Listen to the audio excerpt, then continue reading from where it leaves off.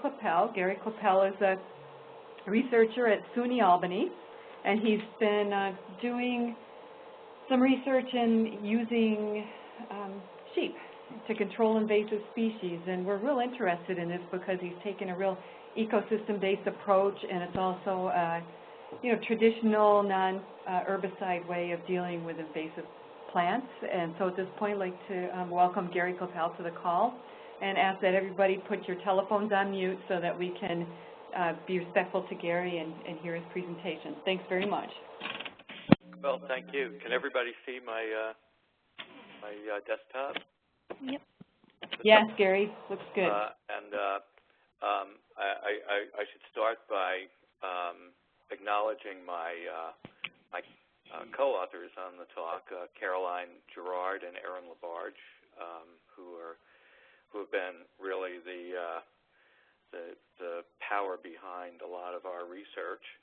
And I would start by saying that one of the basic principles that we all sort of learn in freshman biology is that when you put an herbivore and a plant together, something very predictable happens, and that's really the basis for our approach. I'd also like to acknowledge in our presentation the many players that have been instrumental in developing our research, particularly the Department of Environmental Conservation, Fran Sheehan, Jeff Mapes, Karin Vashur, David Lee, and Sarah Fernald. And also, if you're looking at my desktop right now, you really can't do this without a dog. And the dogs that have worked with us are sort of the unsung heroes of our research. Targeted grazing is not something that we've invented. In fact, targeted grazing goes back well over 100 years and probably way beyond that. Again, the idea is that when you put an herbivore in front of a plant, something very predictable happens. But Karen Launchbaugh of the University of Idaho defines targeted grazing very nicely as the carefully controlled grazing of livestock to accomplish specific vegetation management objectives. And these management objectives range from controlling invasive species to controlling wildfire to actually restoring grasslands where there was desert. In other words, reversing desertification. And Alan Savory just won a Buckminster Fuller Creativity Prize for his work in doing that in Africa. We've used targeted grazing to basically take a field that has been heavily invaded by multiflora rose, and by applying 13 boar goats within a season, we get a major reduction in the condition of that multiflora rose. So the dotted line up here is over about 2 seasons, what we're calling the health or condition of multiflora rose in an ungrazed paddock versus the multiflora rose in a grazed paddock.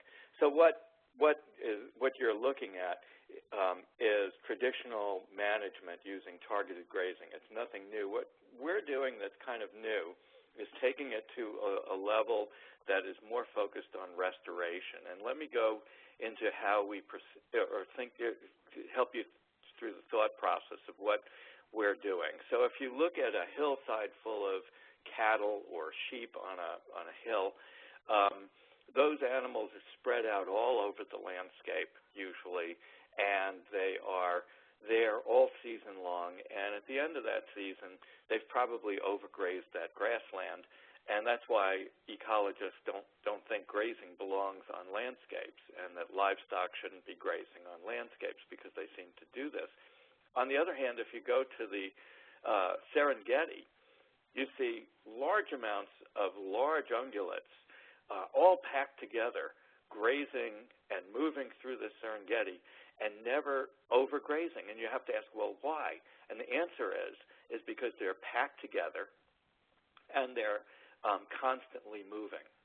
And there is a whole science called holistic management, which is framing that relationship between the wild ungulate and the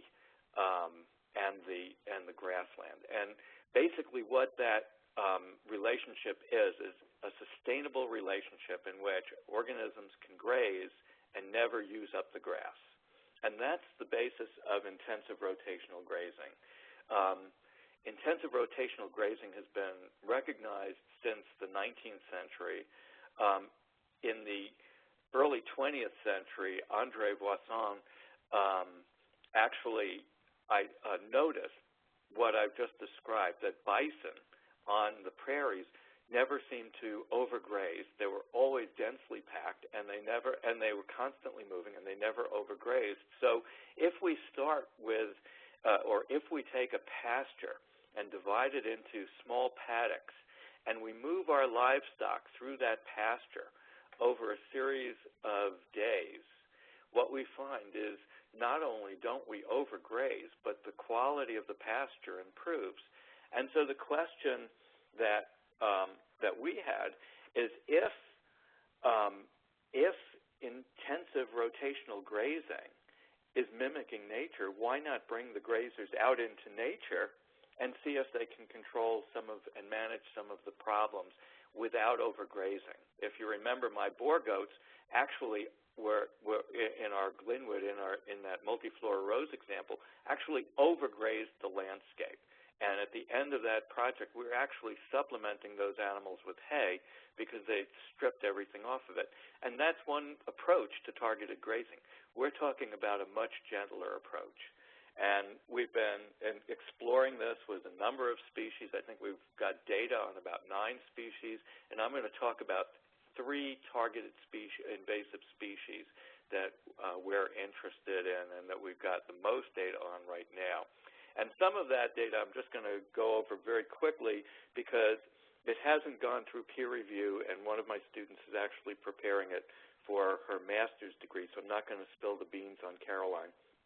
But I'm going to talk a little more about some of the work that we now have in press and that's getting close to being published. And the first of those is some work that we did with Lythrum salicaria. And the study that we did with purple loosestrife, of course, was done on an agricultural landscape in a wet meadow that hadn't been mowed or worked for several years and was heavily infested with purple loosestrife. And so we set up a series of paddocks. The paddocks are labeled E or R, and you can see that there's an E1 and an R1, E2 and an R2, and so on. And the E stands for experimental. These are going to be grazed, and the R paddocks are reference paddocks. They're not going to be grazed, and the decision as to which paddock was going to be grazed and which wasn't was simply based on the toss of a coin. So this is the way it came out. And we basically moved a group of Romney sheep through each of these paddocks at approximately 3-day intervals, and then we started all over again. And we got about 3 rotations through the whole paddock system between early June and early August or mid-August when we completed the study. And during that time, purple loosestrife was growing and eventually blooming in this wet meadow. And this is what one of the paddocks looks like. Obviously, you can see the dense vegetation around the paddock, and that's why having a dog is so crucial. We're constantly moving these animals, 2 to 3 day intervals. We brought them out of the paddocks every night and brought them back to a barn to reduce the risk of predation. So having a dog moving through these dense ecosystems, these dense wet meadows, is really critical because many times the human loses track of where the livestock are as they're moving around, and it's only the dog that gets the animals into the correct paddock. What we did is we made a number of measurements on on plants as they were in each paddock, both in the experimental and the control paddocks or reference paddocks. And what we find when we look at inflorescence, we find that the purple loosestrife in the experimental paddocks doesn't bloom. And by the way, the error bars here are not percentiles. This is median numbers of flowers or flower clusters on the plant. And you can see the error bars are the minimum and the maxima, so that's why they're so large. But basically, in the experimental paddocks, the purple loosestrife did not flower. Okay, so it wasn't a matter of whether the animals would eat the flowers or not. We found out last year they will eat the flowers, but there was no question because they never went to flower. We found that the purple loosestrife plants in the grazed paddocks were shorter than in the reference paddocks, and that there were always more stems on average in the grazed paddocks than in the reference paddocks. That is, more stems, not fewer, and that's, I think, important. That caused us some concern because what we felt we had done was we had eliminated the sexual reproductive phase of the plant in these experimental paddocks. But could it be that the plant was actually spreading vegetatively in the grazed paddock? And so we examined that using cover class analysis, and we had cover data for Lythrum before and after the grazing phase of the experiment, and we found that in the reference paddocks, the plant actually expanded about 13%. In other words, the cover expanded by about 13% during the season, whereas in the grazed paddocks, the plant had actually decreased in coverage by almost 41%. So it suggested that what was actually happening is the plants were being grazed down and becoming bushier, but not necessarily spreading further around the paddocks. In addition to purple loosestrife, the sheep, and these were Romney sheep, and I should mention we use sheep because they're much more easily controlled. They're just a softer touch on the environment, and they're controllable with the dog. They do very well in fences. Goats tend to be much more difficult to fence, and they're very difficult to move with the dog. So you tend to have to leave the goats there for long periods of time because you're not going to be able to move them. So that's why we use sheep. We used Romney sheep. These were bred in a marsh, so they're very good on wet surfaces. They're voracious feeders. They're not very selective or picky. There are some breeds that are picky, but not Romneys. And we found that the Romneys also ate reed canary grass, and believe it or not, they ate common teasel, not the flower, but the leaves. They seem to like those Barbie leaves. They didn't eat jewelweed or cattail, and I was surprised at the cattail, but they wouldn't touch it. Jewelweed has quinones in the stems and leaves, and so there's some evidence that the sheep are repelled or tend to find that less palatable than other plants. So that's why the animals didn't eat jewelweed. In terms of the number of species that were present after the experiment, we find a sharp increase in species, or not a sharp increase, but an increase in species richness, such that when we test the hypothesis that mean species richness per quadrat, we look at 20 quadrats in each of the 4 paddocks, and the mean species richness in the grazed paddocks was significantly higher than the mean species richness in the reference paddocks. And the difference was highly significant. That was 2008. In 2009, we repeated the experiment, and it's important to know that that 2009, particularly in July, was a much wetter growing season, and that had some impacts on plant growth, we think, in the system. But I would say that everything that I've told you, we replicated in 2009. And I just want to show you some species richness data.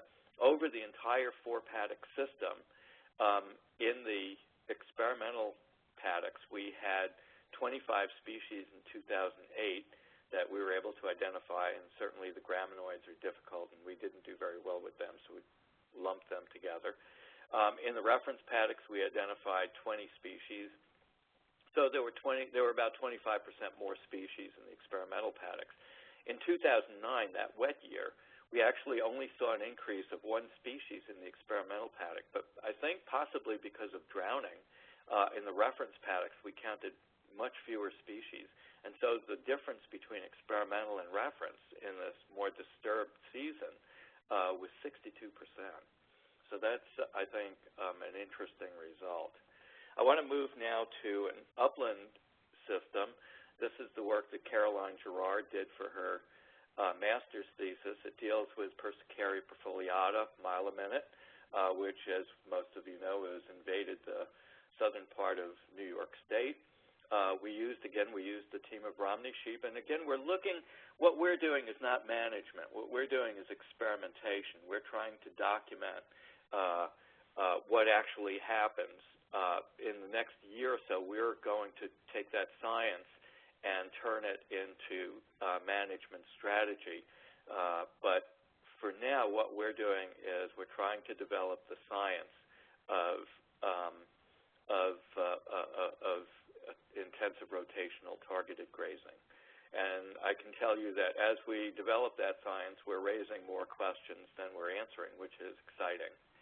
And as I said, I'm not going to give you the whole story, but this is one of the paddocks that Caroline fenced off before she started the experiment. This was going to have 3 sheep in it. This is after the experiment in the reference site, and you can see that the milominate was doing quite well. But in the graze site, which I just showed you the before of, the sheep did quite a good job. And this was the total time on this paddock was about 12 days. That's how long the sheep were actually on those plants.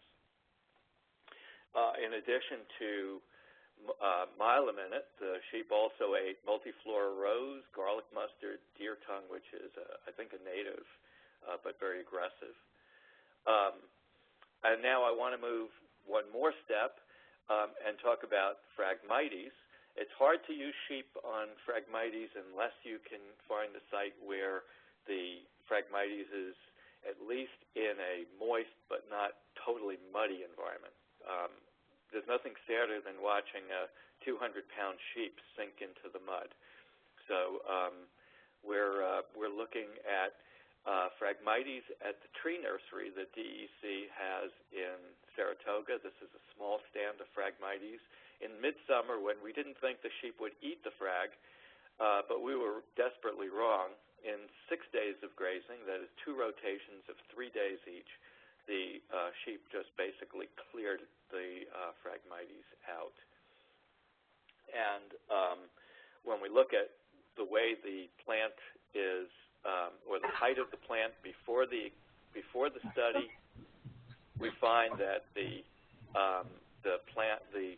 frag is the same height in our reference and experimental paddocks, but after grazing, there's a significant difference between plant heights in the 2 types of paddocks. We had 2 experiments. This is just a trial balloon to see what would happen, so we're not completely, we don't have a very large experimental system, but basically before the experiment, the species richness was about the same, about 17 species in both in both reference, that is ungrazed and grazed paddocks. After the experiment, there's a sharp increase in species richness. Partly, some of those plants could have been hidden from view, and so there may be some experimental error in this observation, but we also believe that there is a very good likelihood that plants that were very small, that were maybe just about germinating, made a big leap forward during the month-long period of grazing. And we do see a really strong difference between species richness in the reference and experimental paddocks. So in summary, we believe that at this point we can say that when applied strategically, it appears that livestock can be used to control the spread of several kinds of invasive plant species that are found in the state.